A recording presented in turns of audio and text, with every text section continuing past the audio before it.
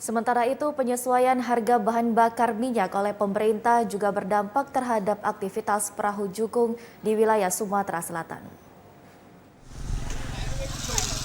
3 September 2022 lalu, pemerintah mengumumkan penyesuaian harga bahan bakar minyak bersubsidi untuk Pertalite naik dari Rp7.650 menjadi Rp10.000 dan solar dari Rp5.150 menjadi Rp6.800. Selain itu, pemerintah juga menyesuaikan harga bahan bakar minyak non-subsidi jenis Pertamax dari Rp12.500 menjadi Rp14.500. Penyesuaian harga bahan bakar minyak ini berdampak terhadap seluruh moda transportasi, tidak terkecuali perahu cukung yang menjadi salah satu alat transportasi utama masyarakat Desa Lingkis, Ogan, Komering Ilir. Menurut tokoh masyarakat Desa Lingkis, Zakaria, tidak sedikit pemilik perahu cukung yang terpaksa tidak beroperasi menyusul penyesuaian harga bahan bakar minyak oleh pemerintah.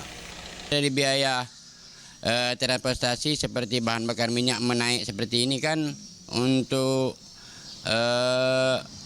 pengangkutan sudah begitu minim, namun bahan bakarnya sudah begitu melonjak, jadi kebanyakan mengeluh. Seperti di dusun Lingkis ini sudah banyak dusun-dusun ini kan motor-motor itu yang sudah berhenti sehingga stop bergerak.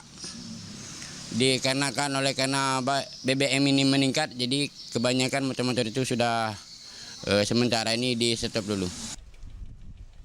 Zakaria yang pernah bertahun-tahun menakodai perahu jukung ini juga mengungkapkan keuntungan dari perahu jukung sekarang sangat tipis, terkadang tidak sesuai dengan biaya yang dikeluarkan. Tim Liputan TVRI Sumatera Selatan melaporkan.